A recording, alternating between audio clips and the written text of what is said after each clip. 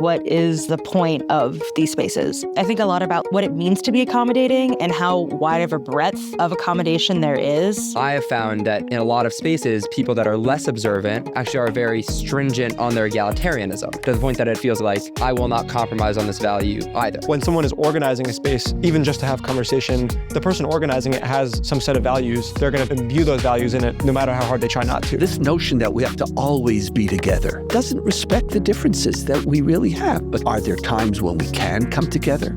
Welcome to Future Tense, a show that puts today's biggest Jewish questions in the hands of the leaders of tomorrow.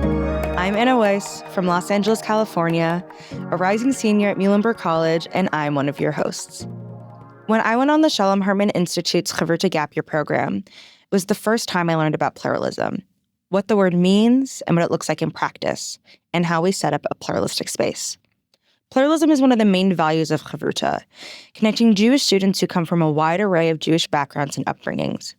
I remember we put a lot of time and energy into making sure that people felt welcomed and comfortable. I remember a house party that took place during Pesach, hosted by a Chavruta member who grew up Chiloni, completely secular, and didn't know what a kosher for Pesach party looked like. He made sure to get in touch with Orthodox friends on the program and asked several questions about which liquor to get and what snacks to have to ensure that everyone, regardless of religious or halachic practice, was able to participate and have fun. I remember ending the night, falling asleep on the couch, munching on a box of matzah he had bought that day for the party. It was a beautiful display of pluralistic values and ideals in practice. In a similar vein, I remember a mistake I had made early on the program. I planned a game in which most of the group sat in a circle with their eyes closed and a few people were chosen to stand up. They were asked questions like, who's someone with a beautiful smile, or who's someone you want to become better friends with? And people standing up would tap the heads of those sitting silently, eyes closed, in the circle. As I was setting up and explaining the game, one of the Chavruta members came up to me and told me that she was Shomer Negia, the halacha that forbids touch between men and women outside of family and marriage, and that she can't tap the heads of boys on the program. Even as someone who grew up in schools and camps and synagogues that enforce Shomer Negia, it had completely slipped my mind when planning this game for a pluralistic space. When it comes to creating religiously pluralistic spaces on Chavruta, I think about the trechitza we put together. There was a section for men, a section for women, and a section that was mixed. I grew up in modern Orthodoxy, davening with a mechitza where men and women sat separately. As the program began, I strictly sat on the women's side. In this space, we all felt a little uncomfortable. Nobody's practices perfectly met, but that was kind of part of it. We all compromised to try to make a space that allowed for diversity of practice. The trechitza also allowed for me and others to explore different kinds of practices and different places to sit, as I eventually switched to sitting in the mixed section. It also helped us understand and learn about each other's backgrounds and practices better. At the same time, we often defaulted to the tunes and languages that suited one specific denomination and rarely strayed away from that. Reflecting on these different experiences I had surrounding attempts at pluralistic spaces and values, I wonder what it means to create a pluralistic space. Is the goal to accommodate everyone? Is the goal to just have mutual respect for different ideas and practices? Is the goal to share practices with everyone engaging in the same kind of prayer service? Are these things even possible? I want to turn to and invite my wonderful co-hosts to introduce themselves. Hi, my name is Sami Jinich. I'm from Chevy Chase, Maryland, and I just graduated from Duke about a month ago. It's a pleasure to be joining you guys. My name's Yadid Orlow. I just graduated from Binghamton University, and I'm from White Plains, New York. Thank you so much, guys.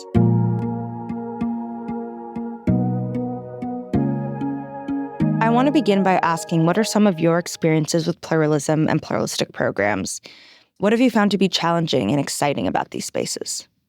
Anna, I've spent a lot of time in many spaces that call themselves pluralistic. From Hartman's Gap Year program that you were on. By the way, I love the programs that you and activities that you ran for us.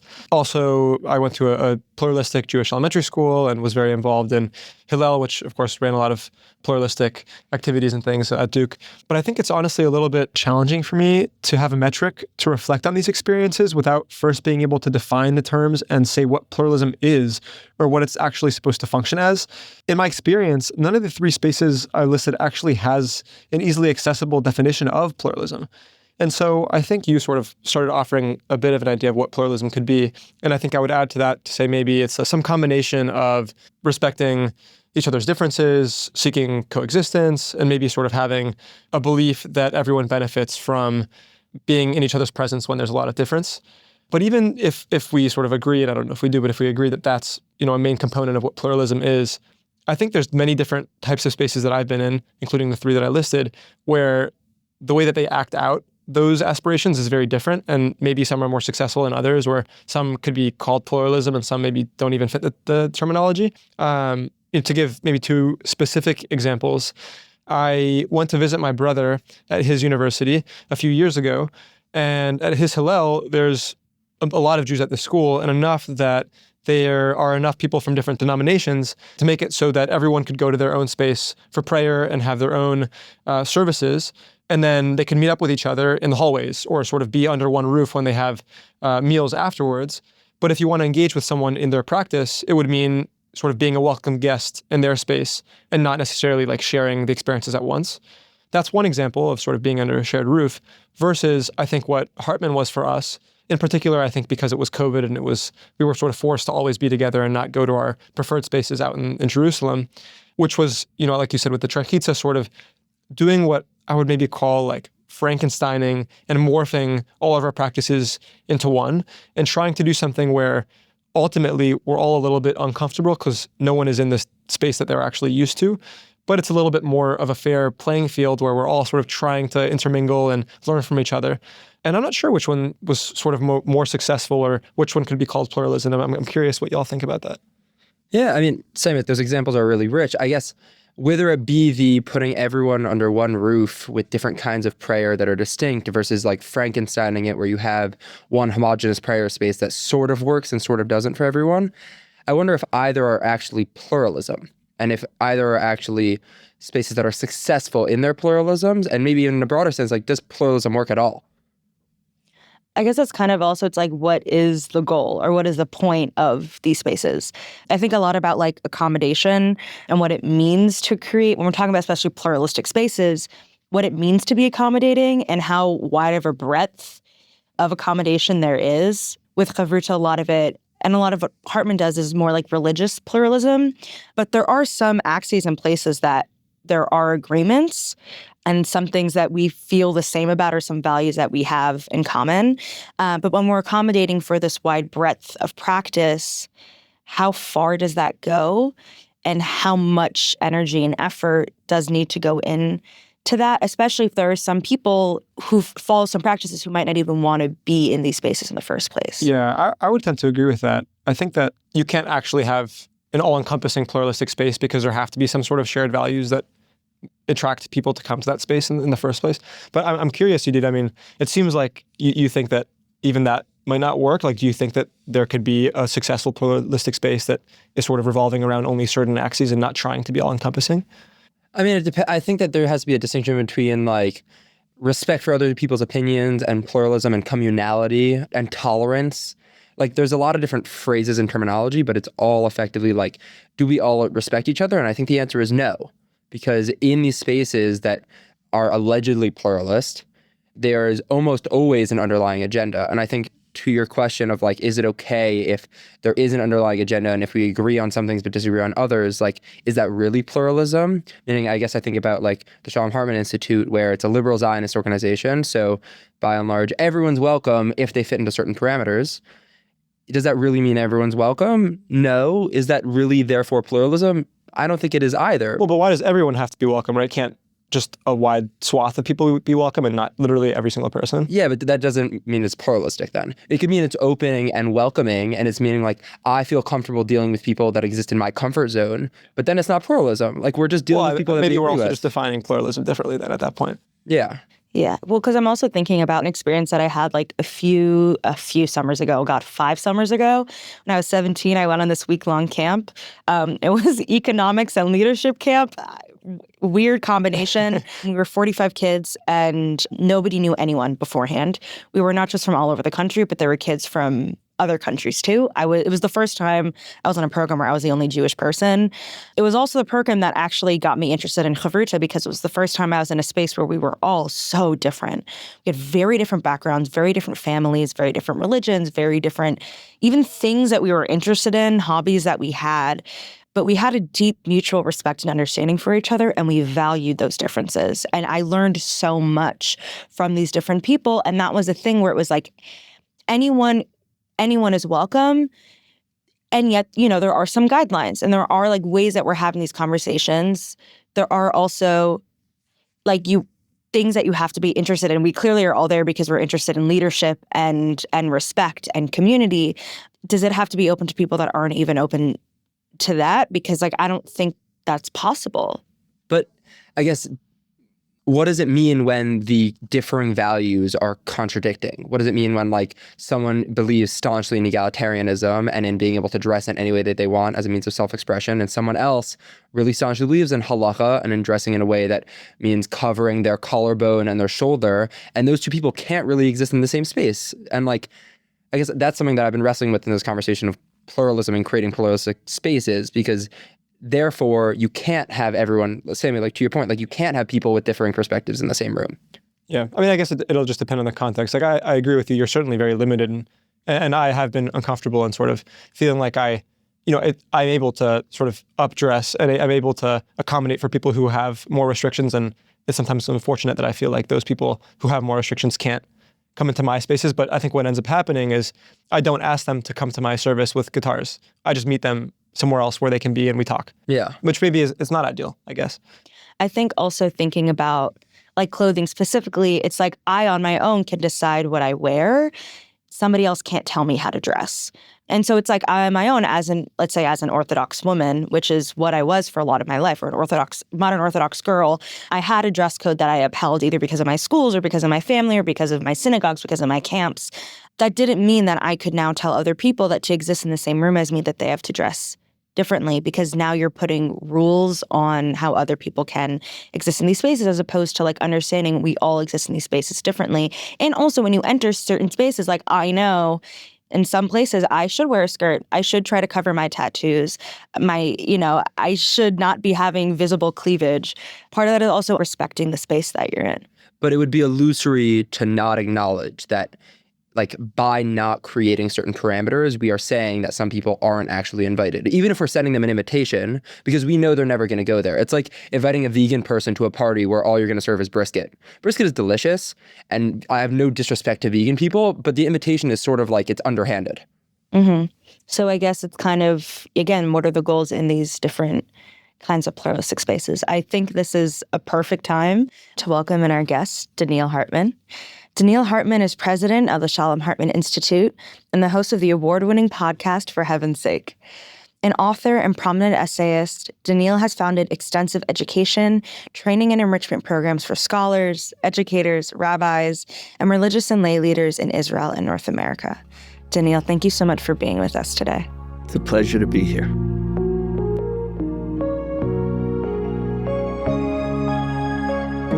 I think I'm going to turn to Yadid for our first question. Thank you. So, Donniel, thank you obviously for joining us. I guess in my experience in different spaces that attempt to create pluralism or create pluralistic spaces, it actually doesn't seem to work. And so I'm wondering if you could just give us a theoretical and also like a very practical definition of pluralism. Okay. You're right that they don't work, because pluralism assumes that you encounter someone who's different than you, and you feel that they're of equal value to you. So pluralism is different from tolerance. Tolerance is about tolerating differences. Pluralism is about difference which you believe is of equal value. There's no hierarchy of value. They're just as good as you, but they're not you.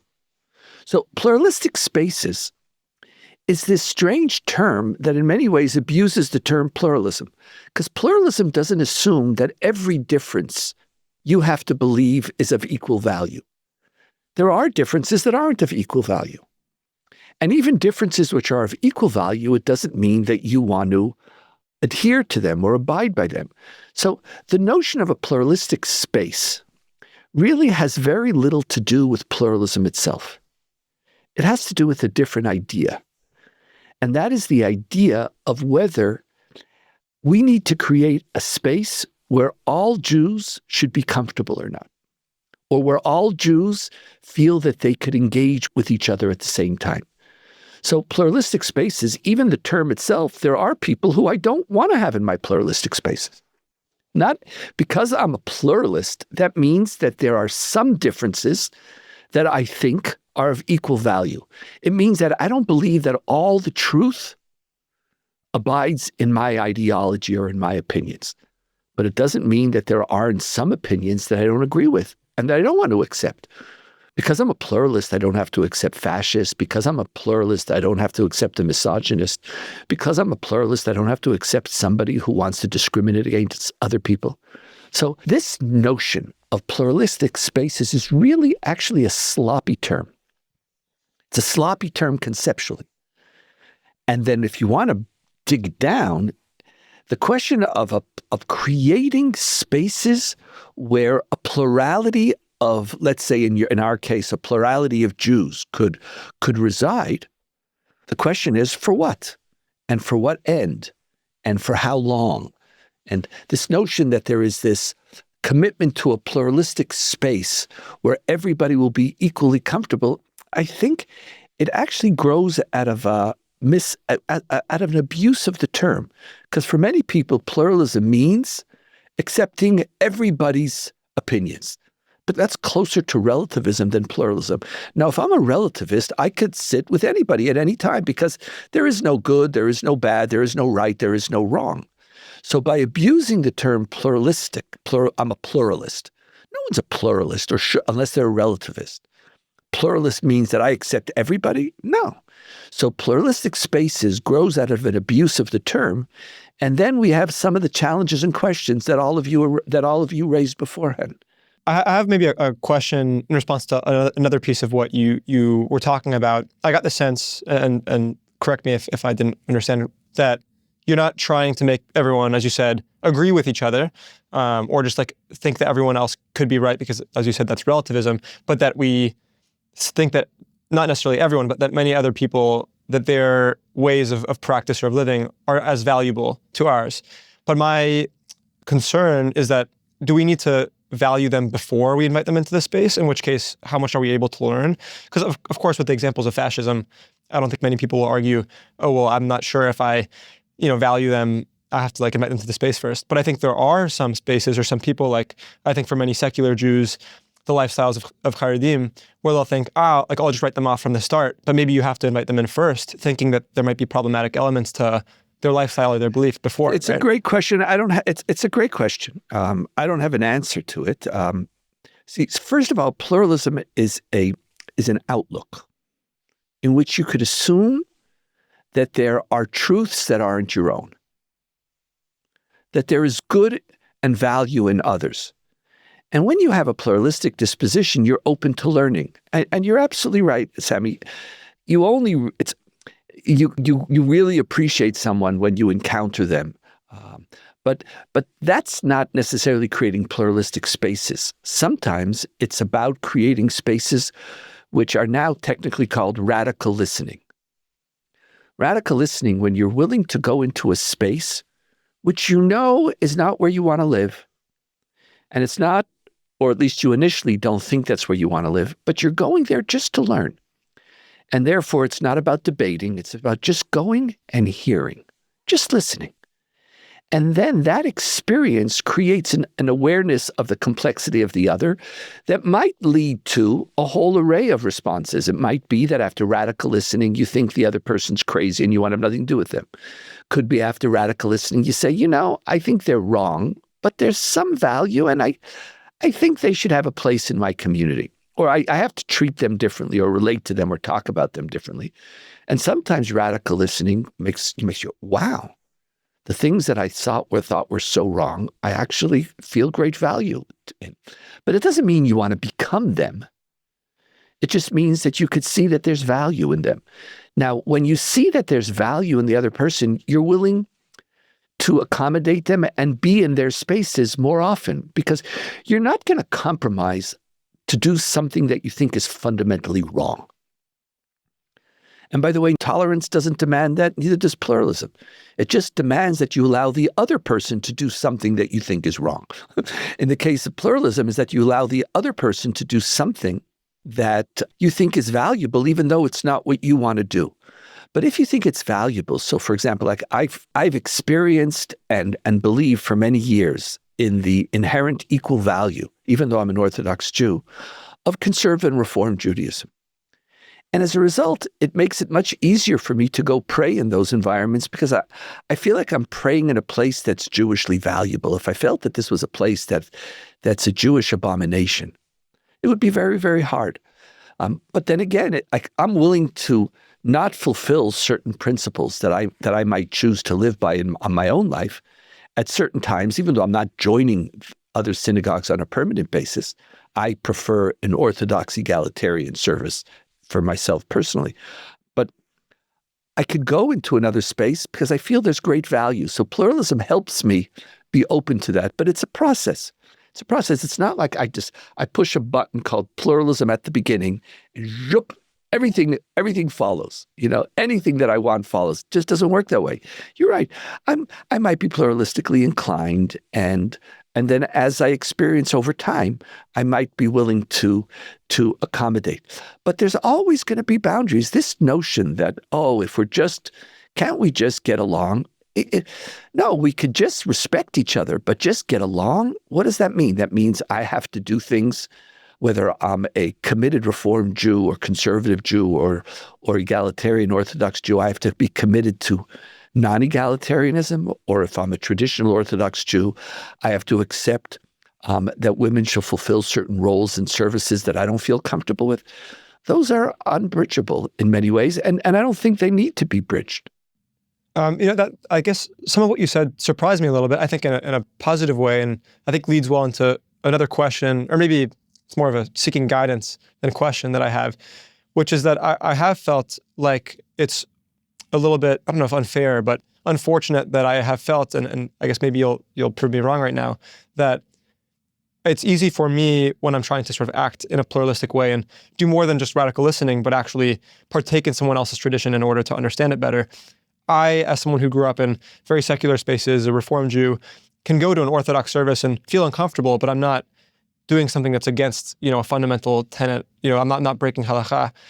But I have a hard time asking someone who, needs a mechitza to come to my space and pray with me, or to use his phone on Shabbat, or do things. I mean, maybe phone on Shabbat is less significant, but it seems like it's a one-way train, and we're sort of accommodating for the lowest common denominator.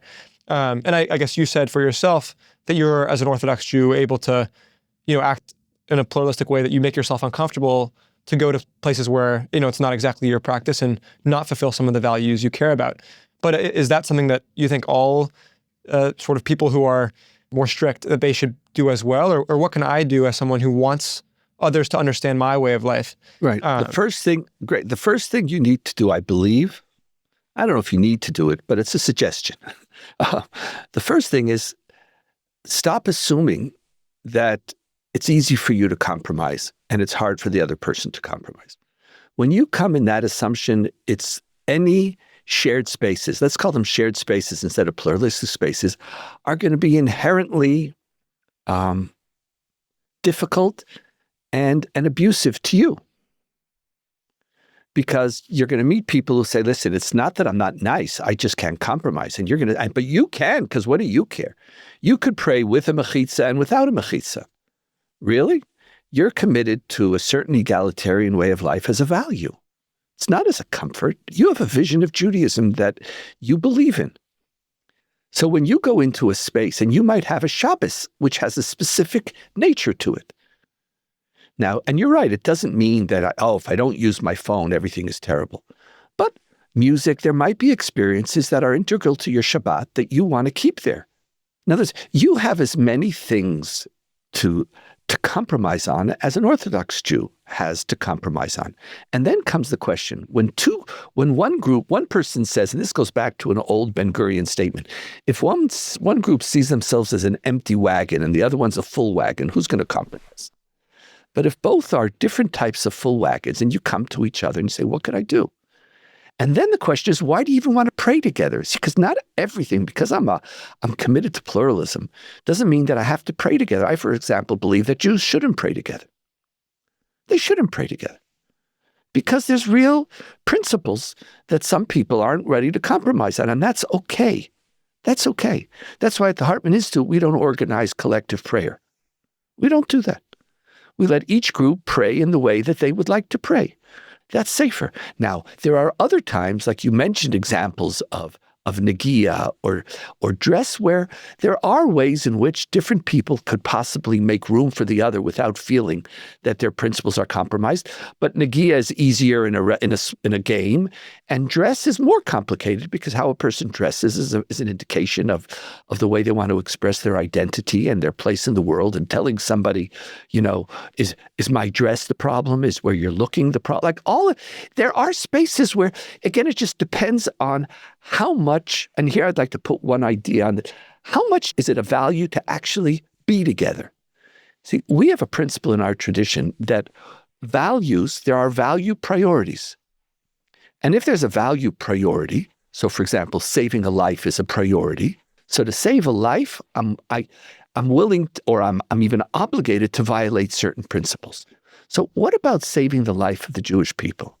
What about making sure that we have collective cohesion? Now, I'm not making it the same as saving a life, but what are you willing to do for the sake of that larger value? So when it is like there's three problems. One, I could easily compromise. The other one says, oh, I can't compromise. And that's get rid of that. And the third is put something larger. What do we want to be? I'm not just compromising because I want to be sweet or politically correct, because being with you is of critical importance. And that's why, for example, like in the context of the state of Israel, if Israel belongs to all Jews, what does that mean? How much room do I make for all Jews to be able to feel comfortable here? Because I have a larger value for which I'm compromising. And so the question is, how do we get more people? And by the way, pluralism is a challenge on the religious right just as much as it's a challenge on the religious left. It's about what is it that we want to do together, and in which cases do we have to do it, and in which instances do we not have to do it? I'm wondering, though, that actually begs a question to me of like, what's the point of Judaism at all as a project? I'm imagining like the Maslow's hierarchy of needs, and if we're putting at the very top of it, like saving actual people's lives, is the point of Judaism then to save the Jewish peoplehood as a collective? If so, what does that mean? Like when we're talking to people that are much more observant of halacha, are those people saying, actually, we've lost the people that aren't observant of halacha, and the way to save them is to make them more observant? Like, how do you create these spaces and also have an agenda, which everyone has, whether or not they're going to admit to it? Great question. Thank you for that. See, as distinct from the Maslow hierarchy, Maslow's hierarchy has a permanent hierarchy. Basic needs come before spiritual, moral self-actualization, for example, on an ongoing basis. When we speak about hierarchies, like in today's conversation, nothing is permanent and nothing is an end unto itself. So if helping the vitality and loyalty and closeness and responsibility of the Jewish people towards each other is a value, is it the only value? No. So then you have to ask, what is the counter value? And what is it that I'm being asked in order to achieve that? What do I need to do? So at all times, if that's all we are, of course that's of no value. But that then requires you to say, okay, if that's one of my values, what price am I willing to pay for it? So am I willing to desecrate the Shabbos for that? No. Am I willing to create a service where there's the tri mechitza type thing where everybody can, maybe yes. So in each case, it's not the end of the story, but it's just added into the mix. And you are right. I wrote my PhD on this, and so I spent a lot of time thinking about pluralism, boundaries, tolerance. At some point, if a connection and commitment to the Jewish people is not one of your priorities, not your sole one, but is not one of them for which you're willing to pay a price, in essence, you are redefining the meaning of the Jewish people, in which only your ideology becomes the Jewish people. And in many ways, certain segments of the Orthodox, ultra-Orthodox community, as distinct from the religious Zionist community, for example, I think in essence did that. The religious Zionist community decided that to be part of the Jewish people and to be part of the state of Israel was a religious value for which they were willing to compromise. So maybe the study of Torah was an ultimate value, But the protection and safety of the country is also a value, so I'm going to combine them. I'm not going to use my study in yeshiva as a vehicle to not serve in the army. That's a decision that you make as you try to value your different priorities. I think part of what happens in ultra-Orthodoxy is that if you're not part of my community of Torah, my concern for you gets diminished. Unless, you could say, no, I care for you. And that's, for example, the difference between Chabad and Satmar, for example. They're not the same. Not all Haredim are the same. Chabad has a deep and profound commitment to the Jewish people. And they express it, by the way, by doing a lot of things. Like when you are a shaliach of Chabad in Timbuktu, you don't have a minyan, you don't have the comfort, you don't have a lot of Jewish practices that you would like. So you're not violating certain things, but a lot of your opportunities you're not able to fulfill, but you do so for the sake of another value. But if you're never willing to accommodate, I think, as you suggested, I think in some sense you're redefining who are the Jews that you really want to be a part of. I guess my pushback that, again, ends up being like, just as more observant Jews might be very unwilling to accommodate on their observance of halacha and of the Torah, I have found that in a lot of spaces, people that are less observant actually are very stringent on their egalitarianism, to the point that it almost feels similarly like, I will not compromise on this value either. That's fine. Egalitarianism is a religious value. That's halacha. Yes. So in other words, that's their halacha. Egalitarianism is a halacha. Respect for different opinions is a halacha. So that's exactly what I was speaking to Sami about beforehand. It's not like one side. Both sides have ideologies, and that's why you have to ask, what do I do when we want to come together? And that's why this notion that we have to always be together, it just doesn't respect the differences that we really have. But are there times when we can come together, where compromise is not of essential values, where the value of being with the other trumps the other compromises? That's part of the discussion. And by the way, there's no rules in it. It's a personal feeling. It's like what feels right. And usually when both sides are willing to accommodate, it feels right for both sides. I think talking about egalitarianism also hopefully leads into a question that I have about critique. So I grew up modern Orthodox. As I've gotten older, I've realized it may not so much so be my space. A huge thing for me is things surrounding gender, like the expansiveness of my understanding of gender and gender identity, and thinking about, in Orthodox spaces, men and women are separated, or in an Orthodox synagogue, there's a mechitza between men and women. Thinking about if I brought a friend or a child who didn't identify as a man or as a woman, identified as non-binary or some version gender flux, there isn't really a space for them to exist. And I had experiences in modern Orthodox communities feeling kind of held back or pushed back in my identity as a woman. And for me, a couple of these things feel like valid concerns and critiques that I want to be able to address and discuss with friends who do still exist in that community, not in a way to say you're a bad person, but in a way to just try to understand it. And so I guess my question is how can we have those conversations in a way that's productive instead of accusatory? Right. Where is the room for these discussions? Is there room for these discussions? Is it even worth having it? Or just leaving the space and saying it's not for me. Yeah. But I'm thinking when I'm in different spaces and I respect people's differences, I still want to try to understand.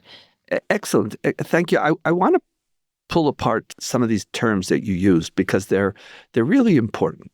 So first, as I said to Sami, when you were talking, I was feeling a very profound moral commitment on your part. This is a very deep and important moral commitment and a decision you want to have on what type of life you want to live. So first, understand the depth of your moral commitment. And that moral commitment is as important to you Jewishly as any conservative reform or Orthodox halachic commitment on issues of ritual. Mm-hmm. Now, I appreciate that. You then moved into the issue of discussion. See, discussion is very different than ritual participation. Ritual participation, I don't believe that someone who believes that egalitarianism violates their halacha should be required to go to an egalitarian service.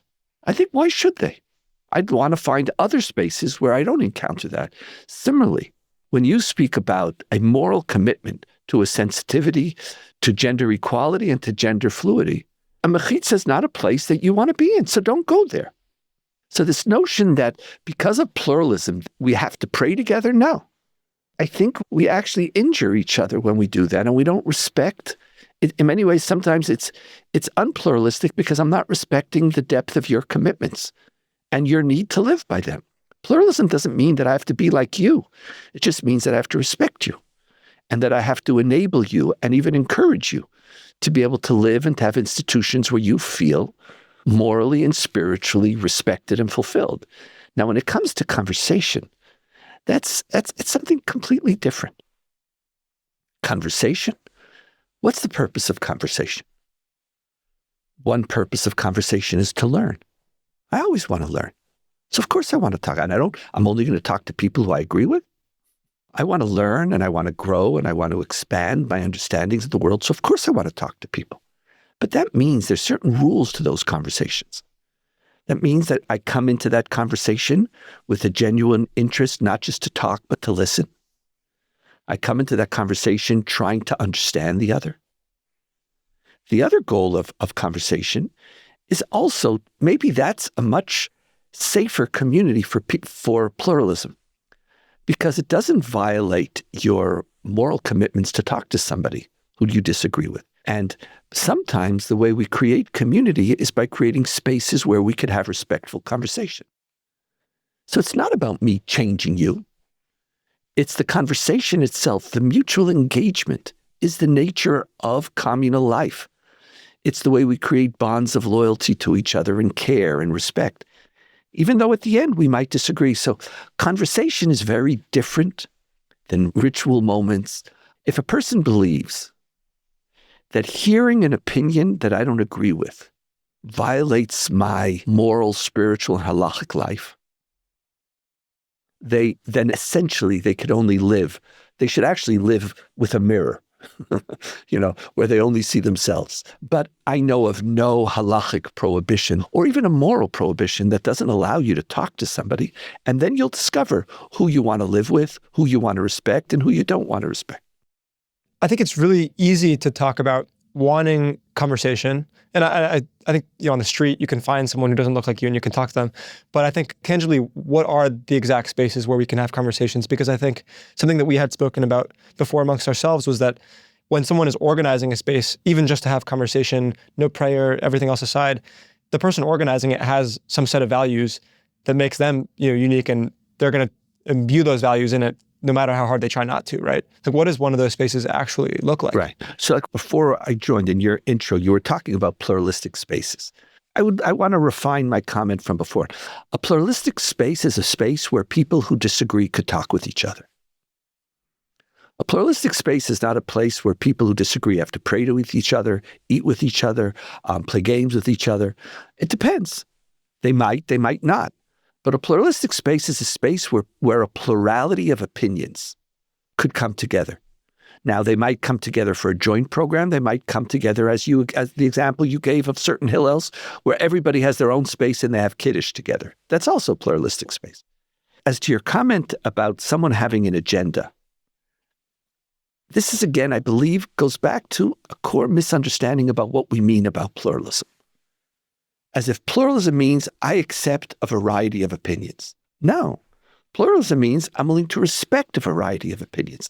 I'm willing to make room for a variety of opinions. Everybody has an agenda. There's nothing wrong with that. Of course I have an agenda. And so do you. The question is whether different people with different agendas could get together and talk, be decent to each other, care about each other, respect each other, and even learn from each other. So pluralism is not relativism.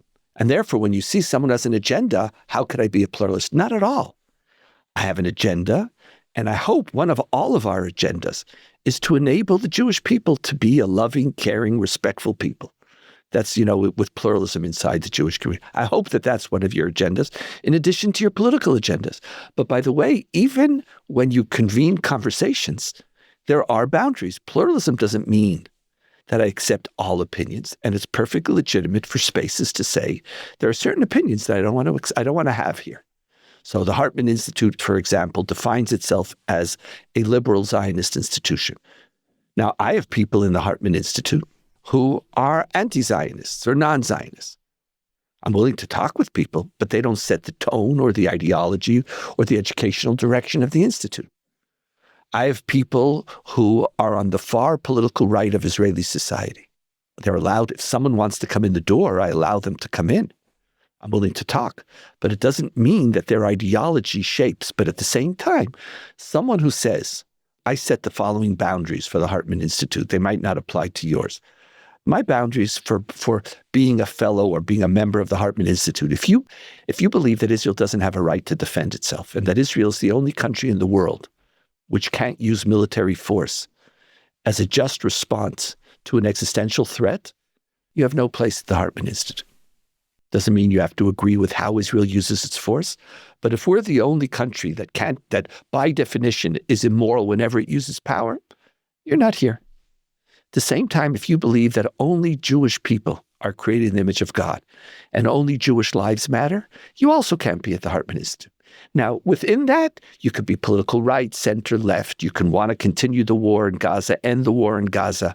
There's a whole spectrum you want to militarily occupy. All of the above are possible as long as those two values are acceptable. Then you could actually have a meaningful conversation because at least there's some parameters, some shared moral values or principles which serve as a foundation for our conversation. Well, thank you so much, Donniel. We really appreciate you coming and talking to us today. You've given us a lot of insight, and we have a lot more to look into. Thank you for being here. Thank you. Thanks. My pleasure. Thanks for listening to our show, and special thanks to our guest, Donniel Hartman. Future Tense is produced by me, Tessa Zitter, and our executive producer is Maytal Friedman. Our faculty advisor is Deb Bearer, and our production assistant is Anna Light. This show is edited by Ben Azevedo at Bear Cave Audio and features theme music by Gabe Scherzer. Transcripts of our show are now available on our website, typically a week after an episode airs. We'd like to hear from you about the show. If you have comments on this episode or have ideas for future episodes or seasons, please write to us at futuretense@shalomhartman.org. To keep up with Future Tense and the Shalom Hartman Institute, follow us on Instagram, Facebook, and YouTube at Shalom Hartman Institute. For more ideas from the Shalom Hartman Institute about what's unfolding right now, sign up for our newsletter in the show notes and subscribe to this podcast everywhere podcasts are available. See you next time, and thanks for listening.